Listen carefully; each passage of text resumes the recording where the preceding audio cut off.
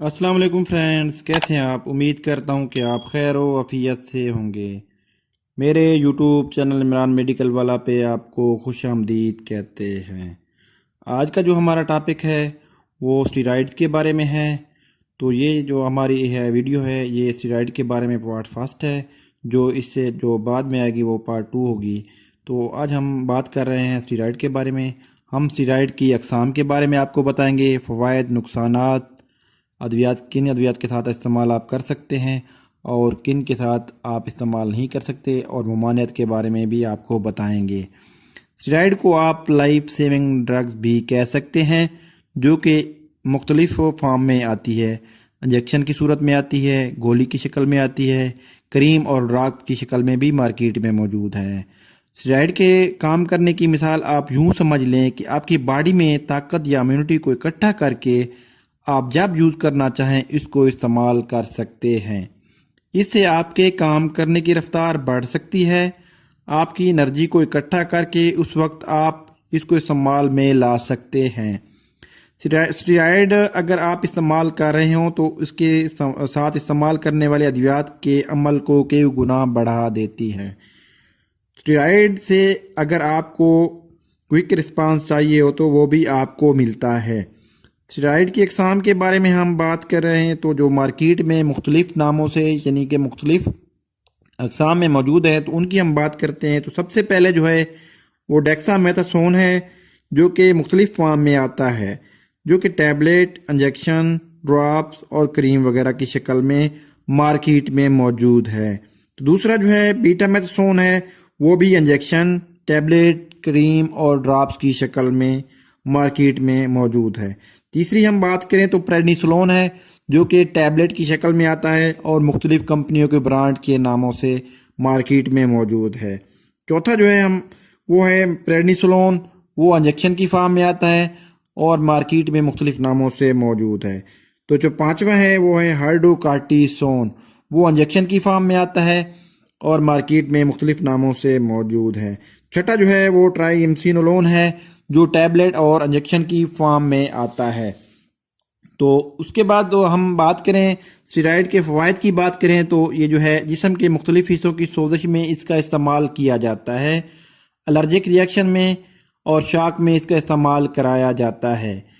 Chemotherapy के बाद आने वाली मतली और कै में भी इसका इस्तेमाल किया जाता है। आर्थराइटिस की वजह से होने वाली सोजिश में भी इसका इस्तेमाल किया जाता है। सॉफ्ट टिश्यूज़ और जोड़ों की शदीद सोजिश में भी इसका इस्तेमाल किया जाता है। शदीद किस्म की जिस्मानी सोजिश में भी इसका इस्तेमाल करने से यानी कि खातिर ख्वाह फ़वाइद हासिल होते हैं। ब्राकियल अस्थमा, शदीद किस्म के दमा के अटैक में ये जादुई दवा का काम करती है। तो बीपी एकदम लो हो जाए यानी कि बीपी एकदम डाउन हो जाए तो उसमें भी इसका इस्तेमाल किया जाता है, जिससे जो बीपी है नॉर्मल हालत में आ जाता है।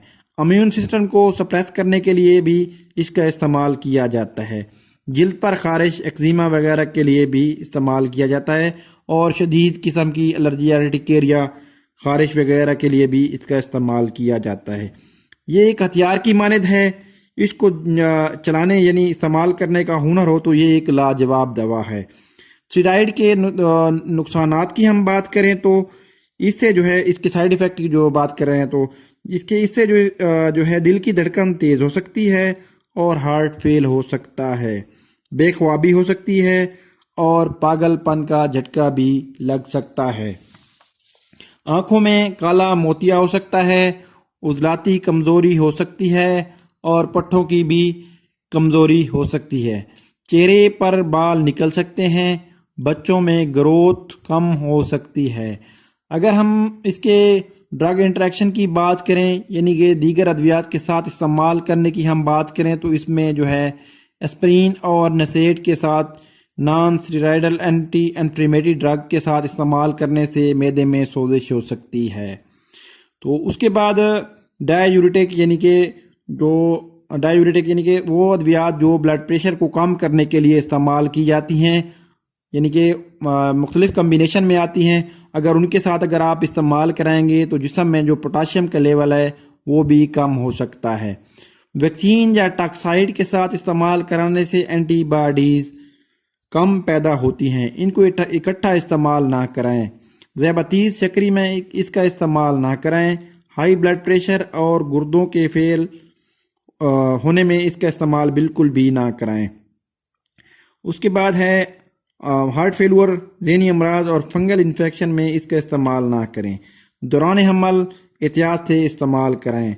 सबसे अहम बात जो आखिर में करना चाहता हूँ वो ये कि स्टेरॉयड का बेजा इस्तेमाल आपको बहुत ज़्यादा नुकसानात दे सकता है और इसकी तलाफ़ी भी नामुमकिन है।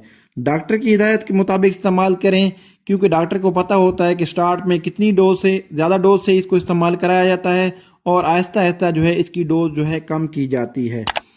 तो उम्मीद करता हूँ कि ये जो मेरी वीडियो है आपको बहुत पसंद आई होगी। अगर आपका जवाब हाँ में है तो इसको लाइक कमेंट और शेयर ज़रूर कीजिएगा। ओके दोस्तों, फ़ी अमानिल्लाह, अल्लाह हाफिज़।